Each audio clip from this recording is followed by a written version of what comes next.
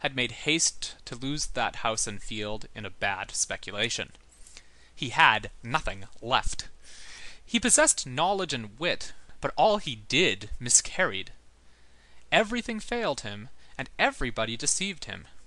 What he was building tumbled down on top of him. If he were splitting wood, he cut off a finger. If he had a mistress, he speedily discovered that he had a friend also. Some misfortune happened to him every moment. Hence his joviality. He said, "I live under falling tiles." He was not easily astonished, because, for him, an accident was what he had foreseen. He took his bad luck serenely, and smiled at the teasing of fate, like a person who is listening to pleasantries. He was poor, but his fund of good humor was inexhaustible. He soon reached his last sou, never his last burst of laughter. When adversity entered his doors, he saluted this old acquaintance cordially. He tapped all catastrophes on the stomach. He was familiar with fatality to the point of calling it by its nickname. "Good day, Guignon," he said to it. These persecutions of fate had rendered him inventive.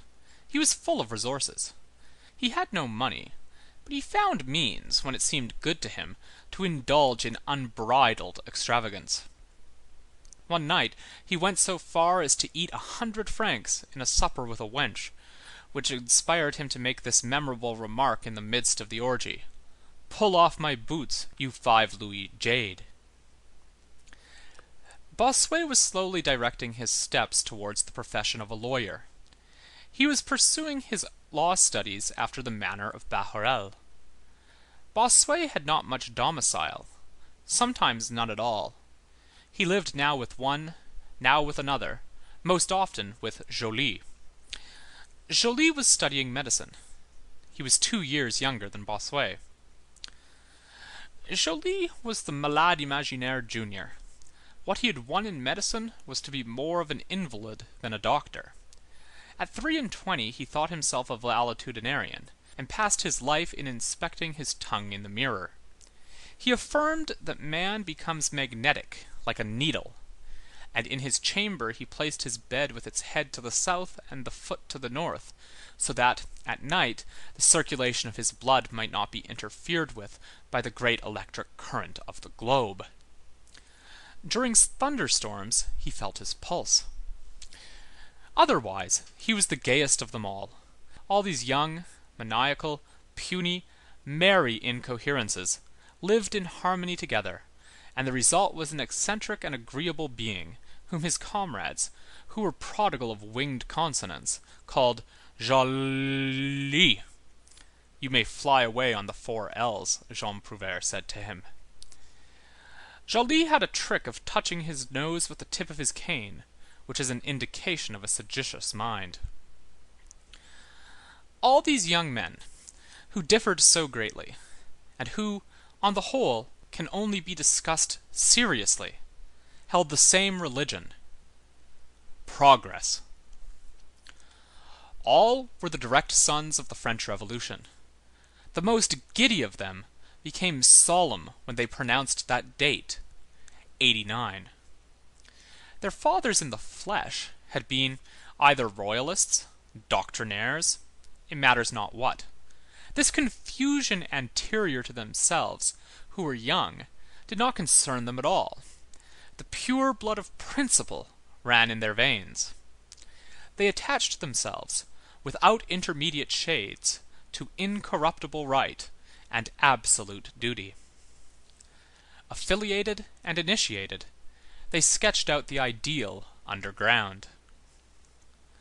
Among all these glowing hearts and thoroughly convinced minds, there was one skeptic. How came he there? By juxtaposition. This skeptic's name was Grantaire, and he was in the habit of signing himself with this rebus, R. Grantaire was a man who took good care not to believe in anything. Moreover, he was one of the students who had learned the most during their courses at Paris. He knew that the best coffee was to be had at the Café Lemblin, and the best billiards at the Café Voltaire, that good cakes and lasses were to be found at the Hermitage on the Boulevard du Maine, spatchcocked chickens at Mother Sauget's, excellent matelotes in the Barrière de la Cunette, and a certain thin white wine at the Barrière du Combe Pat. He knew the best place for everything. In addition, boxing and foot fencing, and some dances. And he was a thorough single-stick player. He was a tremendous drinker to boot. He was inordinately homely. The prettiest boot-stitcher of that day, Irma Boissy, enraged with his homeliness, pronounced sentence on him as follows: "Grantaire is impossible." But Grantaire's fatuity was not to be disconcerted. He stared tenderly and fixedly at all women, with the air of saying to them all, "If I only chose," and of trying to make his comrades believe that he was in general demand. All those words, rights of the people, rights of man, the social contract, the French Revolution, the Republic, democracy, humanity, civilization, religion, progress, came very near to signifying nothing whatever to Grantaire. He smiled at them. Skepticism, that carries of the intelligence, had not left him a single whole idea. He lived with irony. This was his axiom: there is but one certainty, my full glass. He sneered at all devotion in all parties, the father as well as the brother, Robespierre Junior as well as Loizerolles. "They are greatly in advance to be dead," he exclaimed. He said of the crucifix, "There is a gibbet which has been a success."